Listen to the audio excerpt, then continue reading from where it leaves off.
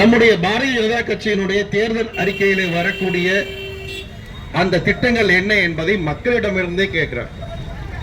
இப்படி ஒரு 5 வருஷத்துக்கு முன்னாடி ஒருத்தர் வந்து கேட்டார், உங்க குறையெல்லாம் என்னன்னு. ஒவ்வொரு ஊருக்கு முன்னாடி என்ன வாங்கண்ணே ராஜேந்திர அண்ணன் அது இருந்துட்டு போகுது, வேற அது மைக் தருவாங்க. அதாவது வந்து ஒருத்தர் கேட்டார், ஒரு பொட்டியா வச்சார் ஒவ்வொரு இடத்துலயும் மேடையில.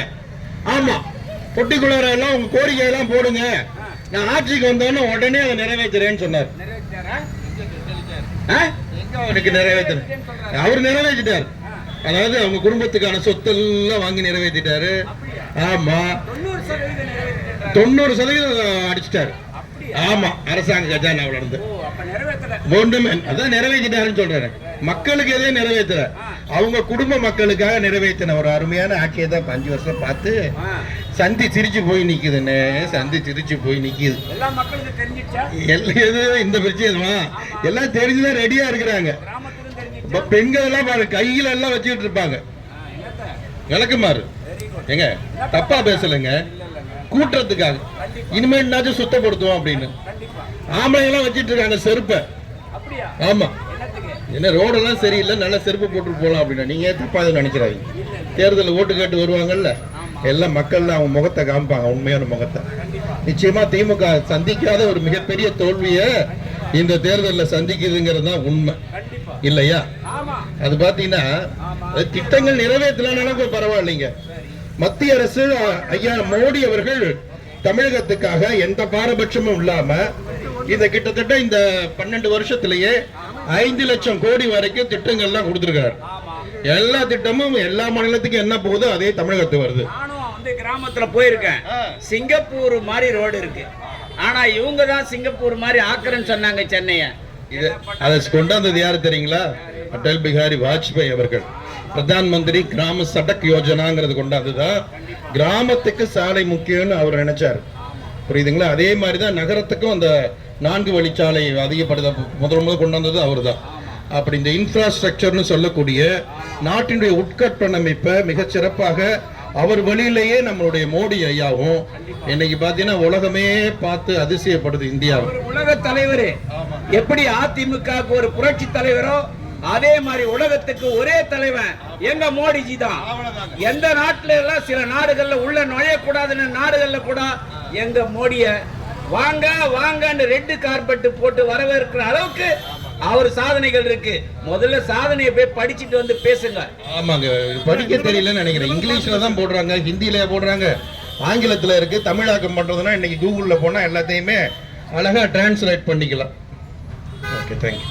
ஆனா இவங்களுக்கு தெரிஞ்ச விஷயம் என்னங்க, காலையில பேஸ்ட் காணாது போச்சுன்னா அது மோடி தான் காரணம். ஐயோ, ஆமா, பச்சை சட்டை காணாது போயிடுச்சுன்னா, பாத்ரூம்ல தண்ணி வரலன்னா எல்லாத்துக்கும் காரணம் மோடி தான். பாத்ரூம்ல இருந்து தண்ணி வெளியில போகலன்னா அதுக்கும் அவர் தான் காரணம். ரோட்ல குப்பை இருந்துச்சுன்னா அதுக்கும் அவர் தான் காரணம். ரோட்ல தண்ணி மழை பெஞ்சு ஓடி இருந்துச்சுன்னா எல்லாத்துக்கும் அவர் தான் காரணம். மழை பெய்யலன்னா எல்லாத்துக்கும் அவர் தான் காரணம்.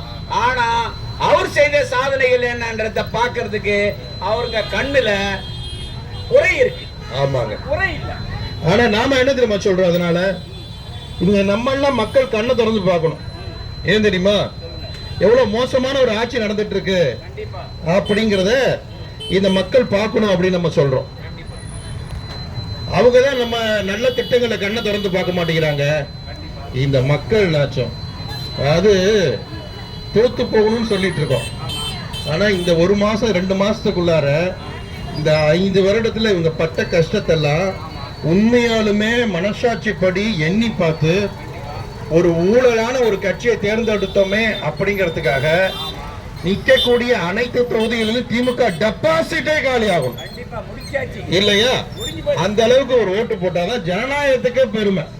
திமுக தோற்கடித்தாதான் ஜனநாயகத்துக்கே பெருமை. அதனால திமுக தோற்கடிக்கப்பட்டால் எந்த அணி வரணும் அப்படிங்கறத எல்லாரும் தெளிவா இருக்கணும். குழப்பம் இல்லாம அனுபவம் வாய்ந்த, ஏற்கனவே நல்ல ஆட்சி செய்த, நல்ல நேர்மையான பாரதிய ஜனதா கட்சியுடைய தோழமையில் இருக்கக்கூடிய அனைத்து அண்ணா ஆட்சிக்கு வந்தாரா ஊழலுக்கு ஒரு முற்றுப்புள்ளி கிடைக்கும். நல்ல திட்டங்கள் வந்து சேரும், மக்கள் பணம் மக்கள்கிட்ட வந்து சேரும். நடுவில் போய் திறந்து வாய்ப்பு ஏற்படுத்தாது. ஆனா இன்னைக்கு நடக்கிற ஆட்சி எப்படி இருக்கு தெரியுதுங்களா? எப்படி இருக்குன்னு சொல்லலாமா? கண்ண திறந்து பாரு, நீ காத கொடுத்து கேளு. கண்ண திறந்து பாரு, நீ காத கொடுத்து கேளு. திமுக ஆட்சியோட லட்சணத்தை பாரு, அவ லட்சணத்தை பாரு. திமுக ஆட்சியோட லட்சணத்தை பாரு, அவ லட்சணத்தை பாரு. கண்ண திறந்து பாரு, உன் காத கொடுத்து கேளு. கண்ண திறந்து பாரு, உன் காத கொடுத்து கேளு. திமுக ஆட்சியோட லட்சணத்தை பாரு, அவ லட்சணத்தை பாரு. திமுக ஆட்சியோட லட்சணத்தை பாரு, அவ லட்சணத்தை பாரு.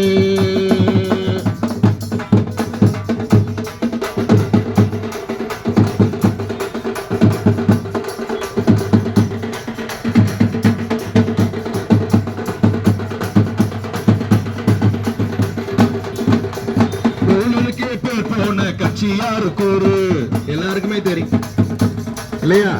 ஊழலுக்கே பேர் போன கட்சி யாரு கூறு? மக்கள் பணத்தை கொள்ளையடிக்கும் கருங்காலி யாரு? ஊழலுக்கே பேர் போன கட்சி யாரு கூறு? மக்கள் பணத்தை கொள்ளையடிக்கும் கருங்காலி யாரு? கேடு கெட்ட திமுகவின் ஆட்சிதான கூறு.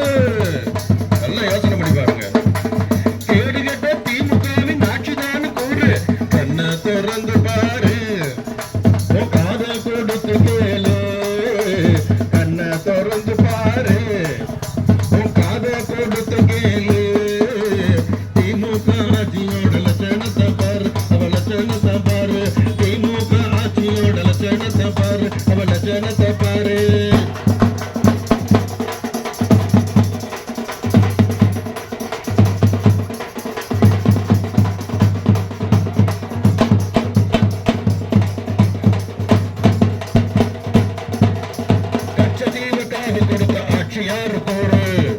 உங்களுக்கு எல்லாருக்கும் தெரியும். கட்சத்தீவுக்காக கொடுத்த ஆட்சி யாரு கூறு? இலங்கையிலே தமிழர்களை கொன்ற கூட்டம் யாரு? நல்லாவே தெரியுமே.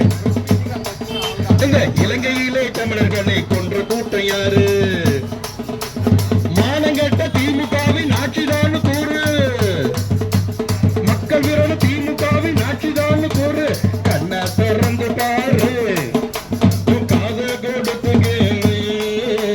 கண்ணை திறந்து பாரு, காத கொடுத்து கேளு.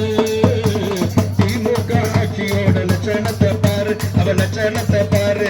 திமுக ஆட்சியோட லட்சணத்தை பாரு, அவ லட்சணத்தை பாரு.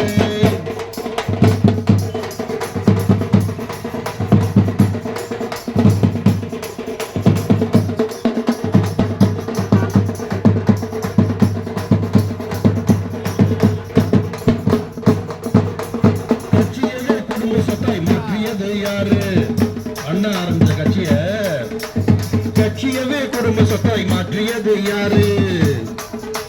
தளபதி உதயநிதி கனிமொழி தான் கூறு. தளபதி உதயநிதி கனிமொழி தான் சான்று. பூவாடு கொள்ளையடித்த கூட்டம் யாரு கூறு? அப்ப ஆரம்பிச்சிருப்பாரு. பூவு மாட்டில் கொள்ளையடித்த கூட்டம் யாரு கூறு? கண்ணை திறந்து பாரு, காத கொடுத்து கேளு. கண்ணை திறந்து பாரு, காத கொடுத்து கேளு.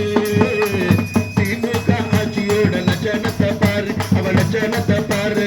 திமுக ஆட்சியோட லட்சணத்தை பாரு, அவ லட்சணத்தை பாரு.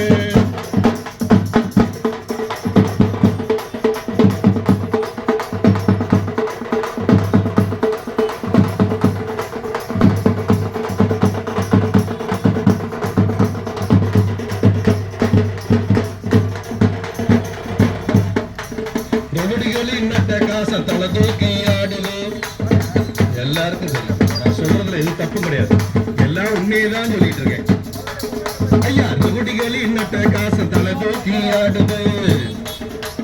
சட்டம் ஒழுங்கு தலைகீழ மாறிதானே போகுது. பாவம் போலீஸ்காரங்க என்ன பண்ணுவாங்க? அவங்க கையில் கட்டப்பட்டிருக்கு. ரவுடிகளின் நட்ட காசை தலை தூக்கி ஆடுது. சட்டம் ஒழுங்கு தலைகீழ மாறித்தான் போகுது. மக்கள் கட்சியில திமுக மக்களோட திமுக வீட்டுக்கு அனுப்புவோம்.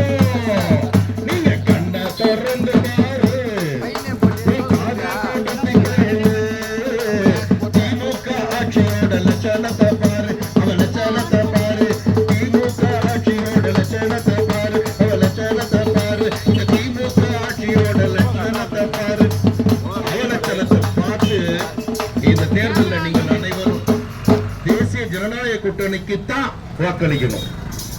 திமுகவுக்கு மாற்று வேற யாருமே கிடையாது இல்லையா? நம்ம ஏற்கனவே